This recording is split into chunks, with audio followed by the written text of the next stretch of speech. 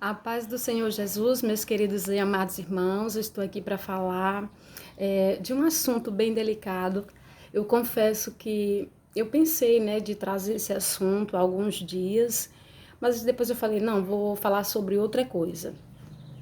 E aí quando foi agora, o Jonathan, ele fez um comentário aí no meu canal e ele falou, irmã, fale sobre o segundo casamento. Então nós vamos falar um pouco sobre o segundo casamento. Quero dizer que para falar de segundo casamento, nós temos que falar também de divórcio, não é verdade?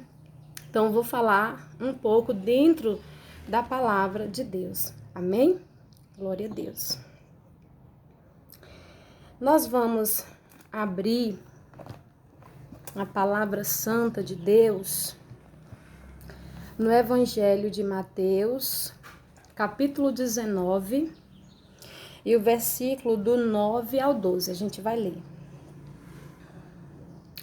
E diz a palavra do nosso Deus: Mas eu vos digo que qualquer que se divorciar de sua mulher, a não ser por causa de infidelidade, e se casar com outra, comete adultério. E quem casar com a divorciada, comete adultério. Irmãos, meu óculos tá soando. Então, a palavra do Senhor, ela está nos dizendo aqui, na verdade, são palavras do Senhor Jesus, né? O Senhor Jesus estava aqui em um diálogo, né? Estava em um diálogo aqui com os fariseus e também com os discípulos. E o Senhor está dizendo assim, que aquele que se divorciar de sua mulher, né, e casar com uma outra mulher, ele comete adultério. E se essa mulher que ele deu o divórcio se casar com outro, esta mulher também está cometendo um adultério. Esse é um assunto bem delicado, né? A gente tem que ver não somente por um lado, não é verdade? Nós temos que ver os dois lados. Tem pessoas que realmente, né, ela tem uma história de vida e nós precisamos até saber lidar com essa situação. Na verdade, os irmãos sabem que o índice de divórcio aumentou muito, e principalmente dentro das igrejas, meus irmãos. Chegou dentro das igrejas esse nível de divórcio, né? Então, o Senhor Jesus, ele está dizendo aqui. Então, ele dá uma justificativa, né? Ele justifica aqui o divórcio em caso de infidelidade, né? Em caso de infidelidade, abre-se, né, assim, um parênteses, digamos assim, né? A única, digamos assim, que é a única coisa que justifica o divórcio. Nós sabemos que o perdão, ele está acima de tudo. Se houver perdão, né, e reconciliação, amém. Mas se no caso houve infidelidade, é o que Jesus está dizendo aqui. Então, né, é o que justifica, o que o Senhor está dizendo que justifica um divórcio. É a infidelidade, o divórcio. Mas, meus irmãos, não está falando a respeito de um segundo casamento, né? Não está falando. Por que, irmã Marta? Não, se é nesse caso, então pode casar.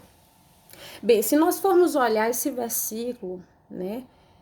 Se nós formos observar esse versículo direitinho, está dando aqui, digamos assim, uma justificativa para o divórcio e não para um segundo casamento. Por quê?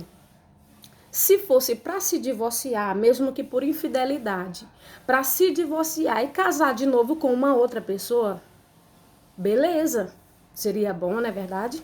Pedro ficaria calado, não precisava nem Pedro resmungar. Mas no versículo seguinte, né, você vê que os discípulos aqui, eles começam aqui a contestar com relação a esse ensinamento de Jesus. No versículo 10 diz assim: os discípulos lhe disseram: se é essa a condição, né? Preste bem nessa palavra, condição que eles estão falando aqui. Se é essa a condição do homem com relação à mulher, não convém casar. Os discípulos estão dizendo isso. Então, preste bem atenção. A justificativa é para o divórcio e não para um casamento, né? E não para um segundo casamento. Claro, você pode concordar ou você pode discordar de mim. Amém? Nós estamos aqui falando, a verdade ela não vai mudar por causa daquilo que eu acho ou daquilo que você acha. Essa palavra de Deus aqui não muda. Amém? Então, se fosse realmente, né, para se divorciar e casar de novo, era muito bom. Mas quando eles dizem se é essa a condição do homem com relação à mulher, não convém casar. Aí Jesus mais na frente vai dizer assim, nem todos podem aceitar essa condição. Olha a condição novamente. Os discípulos falando sobre essa condição e depois vem Jesus de novo falando sobre essa condição. Nem todos podem aceitar essa condição, mas somente aqueles a quem isso é concedido. Aí no último versículo, na última parte do versículo 12 diz assim, quem puder, isso Jesus falando, quem puder aceitar isso, aceite. Amém? Quem puder aceitar isso, aceite. Então, essa é a única justificativa para um divórcio, né, em caso de infidelidade. Nós vamos ver aqui, e depois tem um outro texto que vai sustentar exatamente isso aqui que a gente está falando, que é lá de 1 Coríntios, depois a gente vai lá. Mas nós vamos aqui agora para Marcos, capítulo 10, e o versículo do 11 ao 12. E diz assim a palavra de Deus. E ele lhes respondeu, aquele que se divorciar de sua mulher e se casar com outra comete adultério contra ela. E se ela se divorciar do marido e casar com outro, comete adultério. Está entendendo? Não é para ter o divórcio. Na verdade, Jeová, ele odeia o divórcio, ele aborrece o divórcio, né? Então, para que fazer algo que Deus aborrece, não é verdade?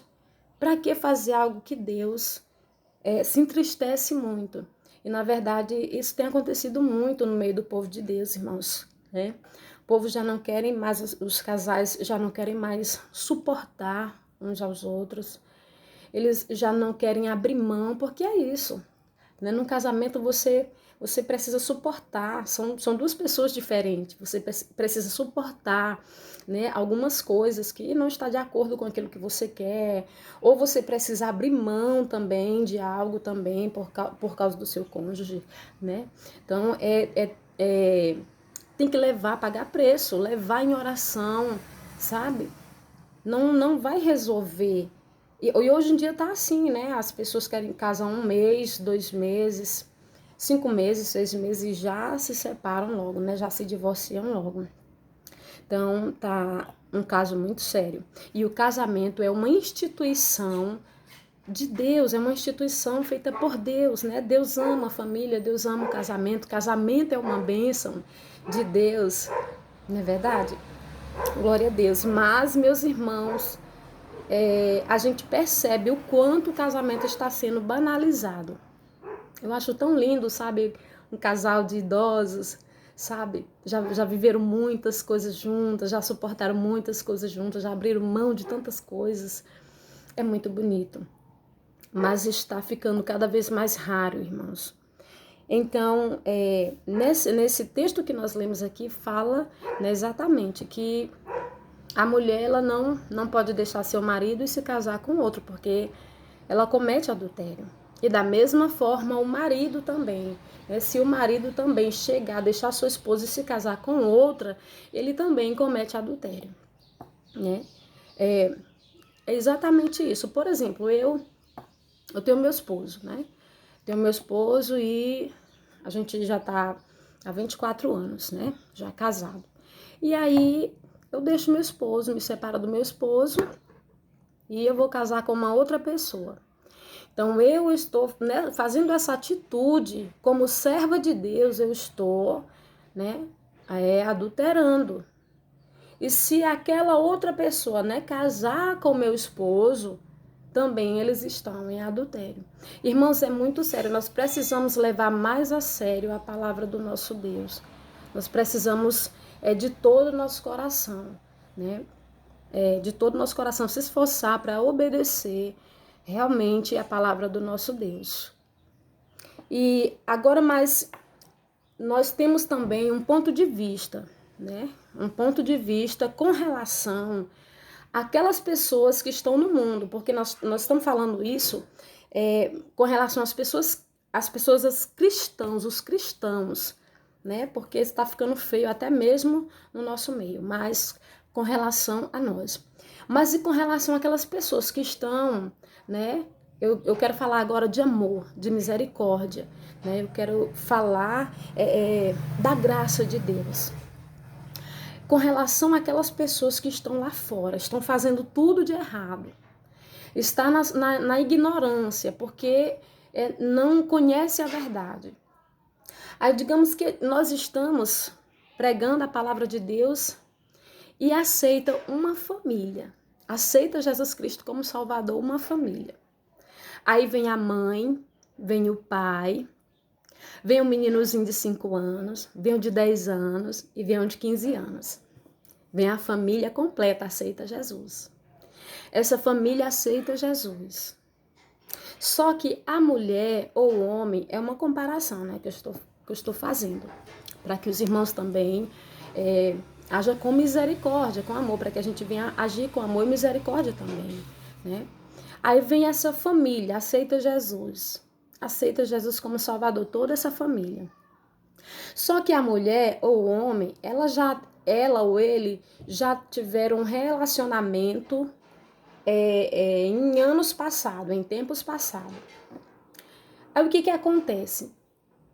A gente, esse é o meu ponto de vista, irmãos. A gente não tem o direito de rasgar essa família, sabe? Eu não sei se você está me entendendo. A gente não tem o direito de rasgar essa família e dizer, olha, você tem que deixar esse homem e essas crianças e ir para o teu primeiro marido. Você tem que deixar essa mulher e esses meninos e ir para a tua primeira companheira, que talvez já está até casada com outro. Você está entendendo isso? Essa família já tem vários anos juntos, já tem filhos.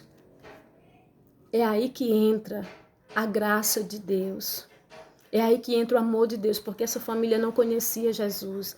Essa família não sabia da verdade. Agora ela está sabendo, ela vai ler a palavra, ela vai ouvir pregações, ela vai saber da verdade, ela vai entender. A partir dali é apelar para a graça, para o amor de Jesus, para o nome de Jesus, apelar para a misericórdia de Jesus. E a partir de então, zelar por aquele casamento, zelar por aquela família e nunca mais se separar e nunca mais se divorciar e cuidar com amor e com zelo daquela família, como Cristo tem cuidado da sua igreja, né, meus irmãos? Então, por isso que eu disse que é um assunto bem delicado, é um assunto bem, né, complexo, mas que a gente deve falar. Então, assim, eu pensei muito de trazer essa palavra, né, e eu falei, não, vou levar uma outra coisa, uma outra palavra. Mas aí o Jonathan, né, que ele fez aí um comentário no canal da gente, né, que Deus te abençoe, Jonathan também, um menino de Deus, né, servo de Deus abençoado. E ele pediu, né, irmã, fale sobre o segundo casamento. Então, sempre para a gente falar no segundo casamento, tem que falar, né, na questão do divórcio. Então, com relação a isso, meus irmãos, mas nós vamos aqui mais na frente um pouquinho falando ainda a respeito do casamento, amém? Glória a Deus. Em Romanos, capítulo 7, e o versículo 2 e o 3, que diz assim: porque pela lei a mulher está ligada ao marido enquanto ele vive, mas se ele morrer, ela está livre da lei do casamento. Assim, se ela se unir a outro homem enquanto o marido ainda vive, será chamada adúltera. Mas, se ele morrer, ela está livre da lei, e assim não será adúltera caso se una a um outro marido. Amém? Até porque o juramento que a gente faz, a aliança que a gente faz quando está casando também, é até que a morte os separe, não é verdade? Até que a morte os separe. Então, quando é que uma mulher pode casar novamente? Por que eu dei esses dois exemplos, irmãos? De quem é crente e de quem não é crente, está chegando agora, está aceitando Jesus agora, já vem com uma família, né? Por quê? Porque quando eu conheço a verdade, quando eu, Marta, conheço a verdade, vou procurar fazer diferente daquilo que está me ensinando a palavra de Deus, eu estou incorrendo em um pecado muito grande, irmãos. Eu estou pecando contra o meu Deus. Aquela pessoa que está lá fora, ela também já está no pecado, mas ela está vindo alcançar a graça, a misericórdia do nosso Deus, né? E eu até lembrei aqui de um versículo, deixa eu ver se eu encontro ele aqui, é em Atos dos Apóstolos. Atos dos Apóstolos. Deixa só me ver aqui, eu lembrei agora, meus irmãos, eu sei que é em Atos que está essa passagem. Aqui, é Atos capítulo 17 e o versículo 30 diz assim: Deus não levou em conta os tempos da ignorância, mas agora ordena que todos os homens, em todos os lugares,